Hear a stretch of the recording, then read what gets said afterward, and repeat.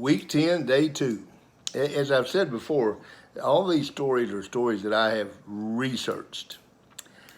Plagiarism is stealing from one person, research is stealing from a bunch of people. So I'm a great researcher. Wilson Meisner said that.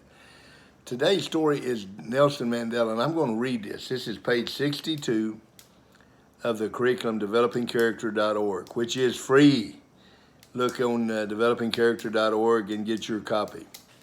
Nelson Mandela. There is probably no greater example of dedication than Nelson Mandela and his determination to end apartheid in South Africa. Apartheid is discrimination. On the list of the most important human rights victories of our time, the end of apartheid has to be at or near the top, and the man most responsible is Nelson Mandela. Now, Mandela was raised in the countryside and taught from an early age to have great pride in his people, the Themba. When he ran away from town as a young man to have escaped an arranged marriage, Mandela landed in Johannesburg, where he quickly became outraged at the treatment of his fellow blacks under the white minority government. He became dedicated to the cause after he set up his law firm and saw people jailed simply for being unemployed, for living in the wrong area, and other so-called offenses. The white South African government recognized the threat Mandela was to them and created every roadblock conceivable. But instead of throwing up his hands, he would roll up his sleeves and figure out how he could succeed with the conditions at hand, no matter how brutal or unfair they might be. He was all in. It wasn't long before Mandela was jailed, yet Mandela always adapted. He was in and out of jail in the 1950s and 1960s. As the price on his head grew higher, he donned a disguise to move throughout the country, earning him the nickname the Black Pimpernel. Finally, the South African government caught up with Mandela and handed him a life sentence in 1962. His statement at the trial became a rallying point for the movement during the 27 years he remained imprisoned. During my lifetime, I have dedicated myself to the struggle of the African people. I have fought against white domination, and I have fought against black domination. I have cherished the ideal of a democratic and free society in which all persons live together in harmony and with equal opportunities. It is an ideal which I hope to live for and achieve, but if needs be, it is an ideal for which I am prepared to die. Dedicated. And he stuck to his word.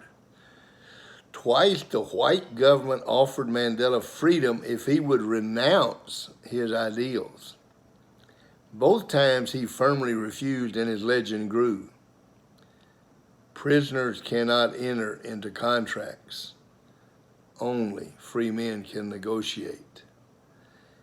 Bowing to international pressure, President F.W. de Klerk summoned Mandela to the presidential palace to negotiate his own release and an end to apartheid. Neither would have been possible without total dedication on Mandela's part. The end of the story. Nelson Mandela is one of those 300 people, the greatest leaders in the world. Nelson Mandela spent 27 years of his life in prison because he was dedicated to ending apartheid, ending racial discrimination, ending an unequal society. The end of the story. Nelson Mandela was elected president of South Africa. Did his dedication pay off? Sure it did. He was all in. You see, when you have a meaning in your life, you have a purpose for your life. You have a reason to get up every day and to move about and to do the things that you would do. I talked about Frankl in his book, Man's Search for Meaning. There was one of the prisoners, one of his prisoners that were with him, and he decided that he was just going to die. He gave up. And Frankel went to him and he said, you've been doing so much research. Who's going to do the research? Who's going to follow up on your research? And the man thought about it and he said, there's no one that can do it. Only me. He survived. Why did he survive? There was meaning in his life.